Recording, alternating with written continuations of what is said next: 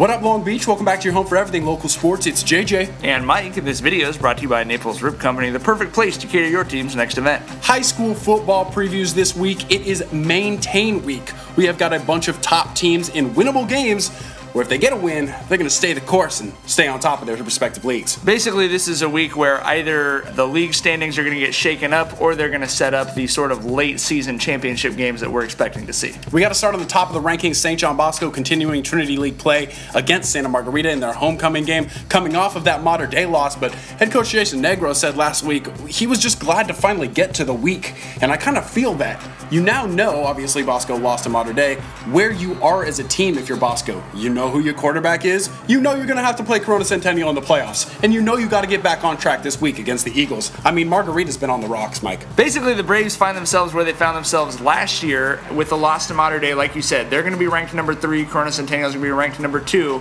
provided that they both win out the rest of the regular season. That would put them on a semifinal collision course, which I think is what everyone's expecting to see. Worked out okay for Bosco last year. Now they're going to have another month to kind of get DJ Nguilele ready for the playoff lights, and to an extent, yeah, I think it is kind of nice for them just to know where they are, and you'd expect them to kind of come out and handle business against Santa Margarita. We go to the Moore League, where Mike's going to be at the oldest tradition in Long Beach. Poly's certainly looking to take care of business against Jordan JJ on their homecoming. It is the 19th homecoming for Long Beach Poly. But you're going to be at Compton Lakewood, which I think is kind of starting to set up those exciting playoff play-in games that we're looking forward to seeing. Because Compton's got to come up with a win here. Well, so does Lakewood. The loser is pretty much out of the playoff picture. This game last year saw 20 touchdowns, 2-0. The final score was like a basketball score, 80-64. Lakewood over Compton. Lakewood running back Sebastian Kronberger and Compton running back Christian Swint both had 6 touchdowns in that game.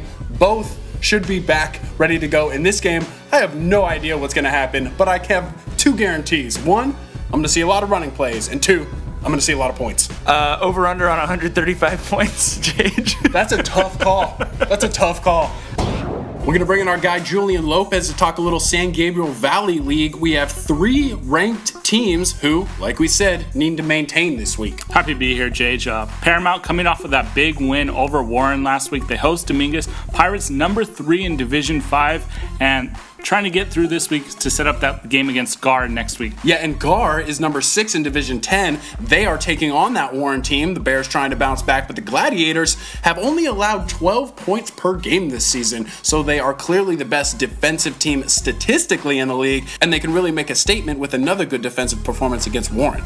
And then Downey, coming off of that loss to Paramount, they handled Dominguez last week. Now they host Linwood. Vikings number 7 in Division 4. Are we going to make the Vikings sort of the spoiler team? It's possible because, as we know in the SGVL, they love to share. Hey guys, it's Matt Simon. We're going to move on to the Suburban League where Mayfair is the front runner. Yeah, the Monsoons are ranked number 3 in Division 9. They're taking on Artesia, and this is kind of an interesting game because of recent scores. Mayfair had to score 10 points in the 4th quarter to beat Norwalk last week. Meanwhile, Artesia put up 35 points against La Mirada. Now, we all know La Mirada struggled with their tough non-league schedule, but the Matadores can play some defense, and to give up 35 points against Artesia is not something that has happened a lot recently. So maybe a little bit of a trap game there for Mayfair at Ron Yari Stadium taking on Artesia. Speaking of La Mirada, they're at home taking on Bellflower. But don't forget about Norwalk, as they sit in 2nd place at 5-3. They take on Cerritos, who's 1-6, and it looks like they're going to keep their 2nd place standings if they can do things right. In other local action, we've got 2 small private schools that are ranked. Valley Christian going to play their final non-league game of the season against Monrovia. The Crusaders ranked number 5 in Division 8, and St. Anthony is on the road on Saturday at St. Genevieve. The Saints are number 10 in Division 9, and they begin Santa Fe League play against St. Genevieve. And really, if you look at the schedule, this game right here could decide the league champion. Obviously, lots of other action going on Friday night. To follow along live, you're going to want to follow at PT Gazette Sports on Twitter and look up Gazette Sports plus Press Telegram on Facebook. Thanks as always to all of our sponsors, including Papalucci's, a great place to eat on 2nd Street. Yeah, like Mike just said, you can follow all the action live on Friday, and then make sure you come back on Saturday for all the highlight videos.